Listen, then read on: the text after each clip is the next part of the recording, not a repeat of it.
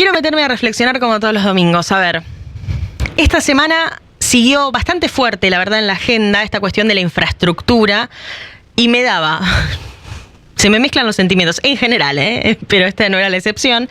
Me da una mezcla de gracia con tristeza ver la capacidad que tenemos los argentinos, y acá permítanme la generalización, de adaptarnos a algunas injusticias. Lo pensaba cuando un día de esta semana contaba acá en Rivadavia, en el programa de Nacho Ortelli, que no paran de sumarse municipios a esta ola de intendentes llevados a la justicia por parte de grupos de productores que se juntan con ese fin, para que terminen dando en la justicia, porque por fuera de eso no viene pasando, explicaciones de en qué se gastan la plata que los productores le pagan y que por ley, al cobrarse en forma de tasa obviamente, tiene que volver en forma de mantener y arreglar los caminos.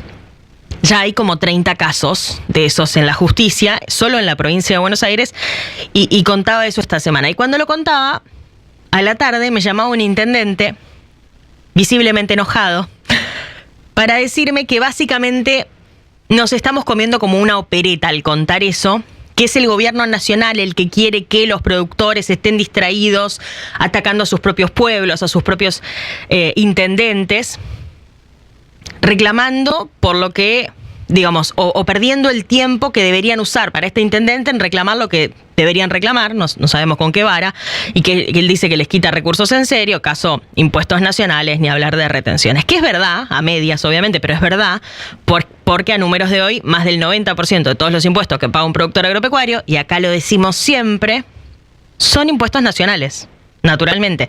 El 90% de la plata que se le extrae a un productor va al gobierno nacional. También es cierto, le decía el intendente, que en el sistema actual los caminos son y hace mucho además, los caminos son una dependencia que tienen las provincias y los municipios.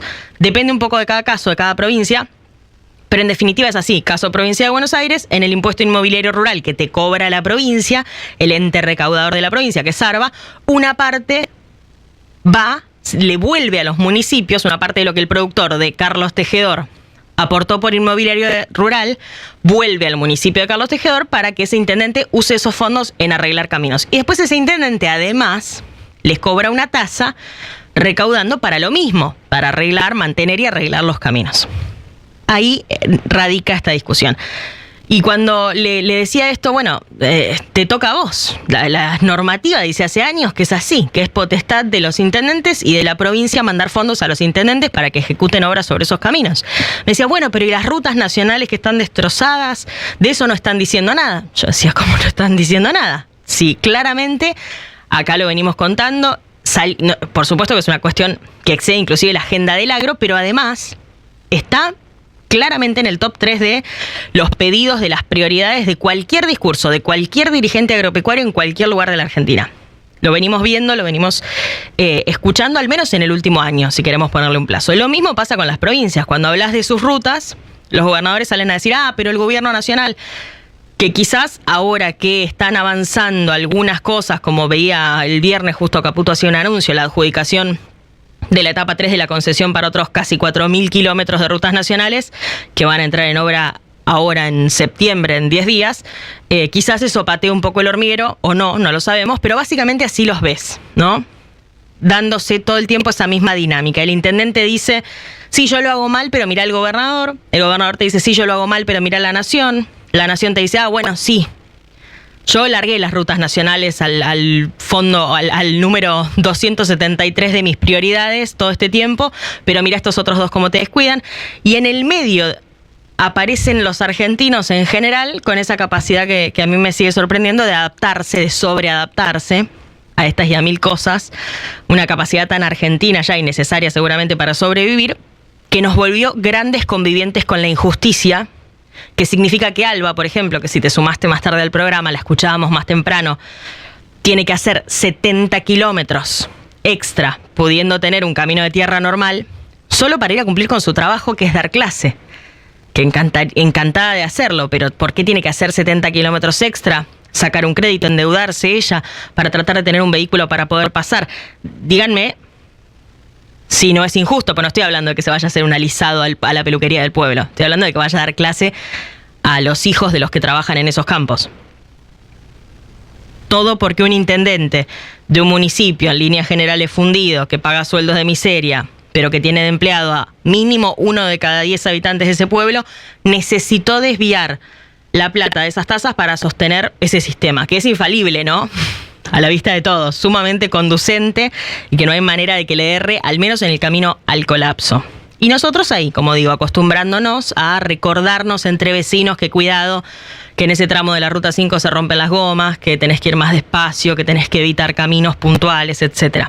Digo que nos acostumbramos a la injusticia porque tenemos que hablar de esto, como si nada, en el país en el que de una semana a la otra pasamos de pensar que se iban a levantar 64 millones de toneladas de maíz, pero que a medida la lluvia iba permitiendo que las máquinas se metieran, nos desayunamos que van a ser casi 72 millones de toneladas.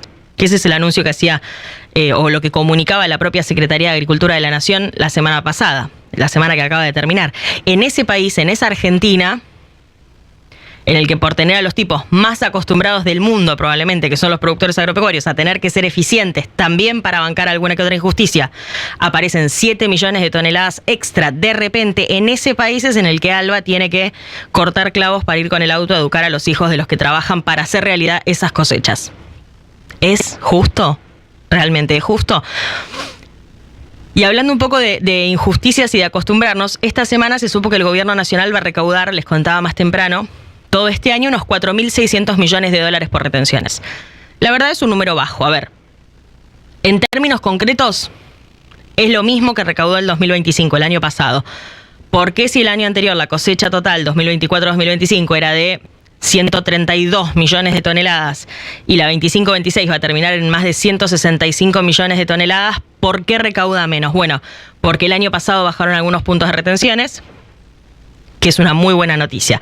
Pero digo lo de acostumbrarnos porque desagregando ese dato de cuánto va a recaudar este año, veía que 3.200 de esos 4.600 millones totales van a venir del complejo de la soja, con lo que algunos la putean todavía. Se dan ese lujo, pero van a venir del complejo de la soja. Eso explica de alguna manera que el gobierno este año no reciba, o que el campo, mejor dicho, este año, no reciba ni medio punto de baja de retenciones a la soja, que a partir del año que viene recién el gobierno anunció que la va a ir bajando de a 0,25% y que recién si gana las elecciones del año que viene, después de enero del 2028, las va a ir bajando de a 0,50%. Háblame de tener que acostumbrarte a algo que sabes que igual no va. Y pensé que iba a haber algo que pasarles, algún audio que pasarles al aire de lo que dijera el presidente de la Bolsa de Comercio de Rosario, donde tenía en primera y segunda fila a la mesa de enlace, al gobernador santafesino, a los agroexportadores. Pero el discurso del viernes a la noche fue rarísimo, 100% defensivo, enfocado en aclarar la cuestión de la morosidad, por qué no es culpa del gobierno, sobre todo por qué esto es culpa de periodistas, economistas, opositores. La única mención a algo similar al campo la hace Puyaro cuando le toca hablar, que además insiste en que los cambios se tienen que dar en el lugar del que para mí la discusión nunca tendría que haber salido, que es el Congreso. Esto decía Puyaro, escuchémoslo. La provincia con mucho esfuerzo logró bajar los tributos, pero hoy el 94% de los impuestos que pagan nuestros productores son impuestos nacionales. Por eso nosotros tenemos que trabajar juntos para tener una ley en el Congreso que termine con las retenciones de una vez por todas en la República Argentina. Bueno, obvio, nada que no hayan escuchado antes, nada novedoso. No es una declaración sorpresiva de principios, pero es una declaración de principios al fin. Yo quería poner alguna frase del presidente, aunque sea dicha al pasar, sobre el agro, sobre el campo, el sector al que en definitiva le estaba hablando, como les digo, no solo por quienes tenía en primera y segunda fila, sino porque estaba yendo al aniversario de una bolsa de comercio del principal polo exportador del mundo, como es el de Rosario. Pero la verdad no encontré ni una sola mención a la palabra campo, ni nada que se le parezca. Ni una palabra. En un discurso de 1 hora 11 minutos. Me fijé que duró. Y en ese contexto del que les hablo, en Rosario. De hecho, arrancaba con un furcio Milei. Un furcio que, en otro contexto, no hubiese sido más que eso. Pero realmente habla de del lugar, o de no entender o de no querer hacer caso al lugar en el que estaba física y simbólicamente hablando. A esto me refiero, miren. Bueno, en primer lugar deseo agradecer a las autoridades de la Bolsa de Comercio de Buenos Aires, de Rosario, cosas que pasan, les pido perdón, arranco de vuelta, pido perdón por el furcio y nuevamente deseo dar las gracias a la Bolsa de Comercio de Rosario.